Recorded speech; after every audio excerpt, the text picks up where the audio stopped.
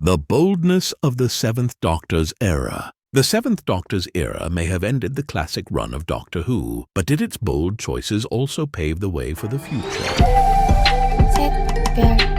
There is no denying that the Seventh Doctor's era marked the end of classic Who. After 3 curtailed seasons with Sylvester McCoy at the helm, the BBC quietly put a stop to the Doctor's travels in time, with no real indication as to whether the show would ever return. On the face of it, the Seventh Doctor's era might not seem like a glowing success. In the late 1980s, Doctor Who's viewing figures were at a record low, and its seasons had been whittled down from an average of 26 episodes to a much smaller 14. Furthermore, the program was recovering from the high-profile departure of the Sixth Doctor Colin Baker, plus its script editor Eric Saward. In addition, it had been suspended for 18 months pending a complete overhaul of its format, which was felt by many as a stay of execution. And yet, despite all these issues, the Seventh Doctor's era actually marked a bold new beginning for the franchise. Many of the program's changes may have been lost in the midst of unflattering headlines, or no headlines at all, but in many ways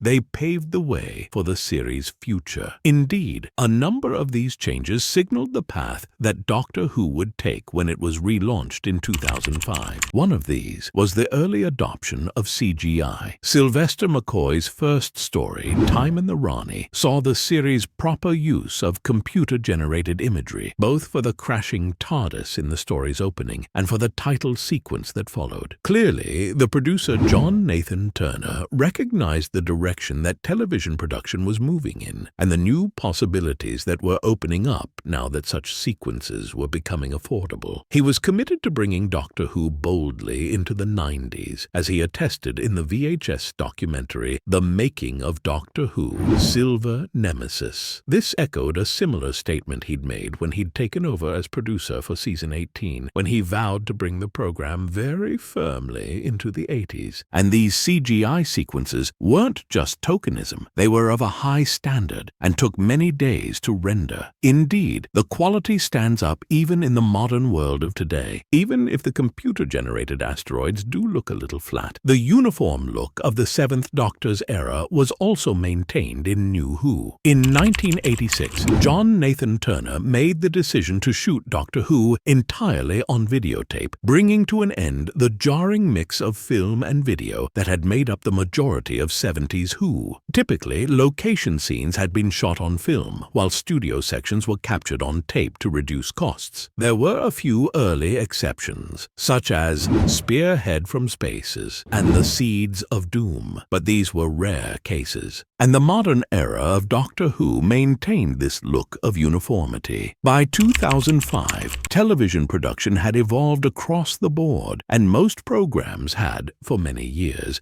been sticking to a single format for their shows. But Nathan Turner had been one of the first producers to recognize this shift and embrace it. It's also interesting to note that many of the early New Who episodes were captured on videotape, much like the Seventh Doctor's era, which were then digitally graded to give them a more filmic look. And then there was the content of the episodes themselves. Prior to the Seventh Doctor's era, Doctor Who companions didn't usually have much of a character arc or reason for being, and were often in place to ask the Doctor questions and to scream at monsters. But the Seventh Doctor's companion was a much bolder choice and broke the mold. The character of Ace was a streetwise kid from a troubled and mysterious background who had a penchant for blowing things up, and there is a discernible change in her character from her first appearance in Dragonfire and her final appearance in Survival. Much of this change can be seen in the Seventh Doctor's final season, particularly in stories like The Curse of Fenric, where Ace is forced to confront her troubled relationship with her mother, ultimately being forced to admit that she simply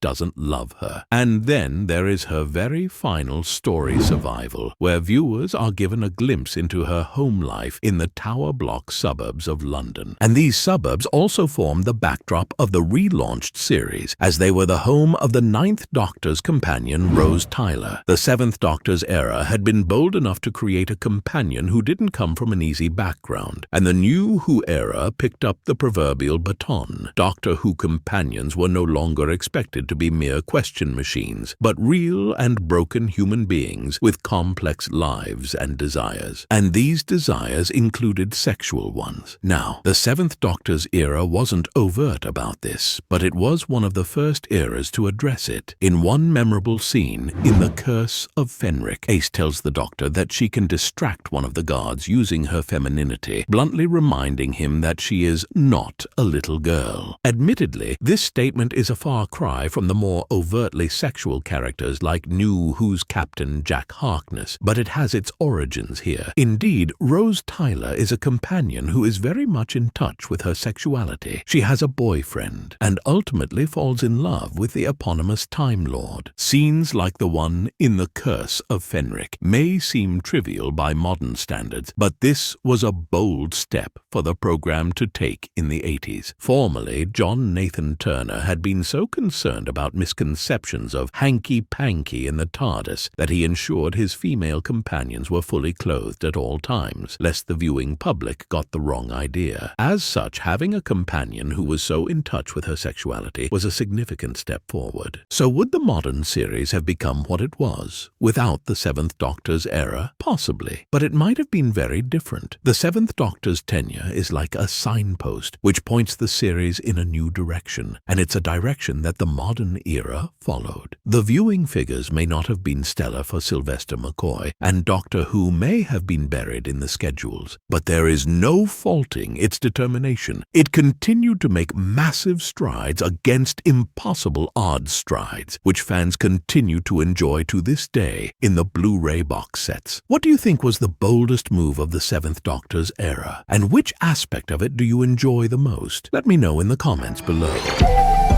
셋, 별.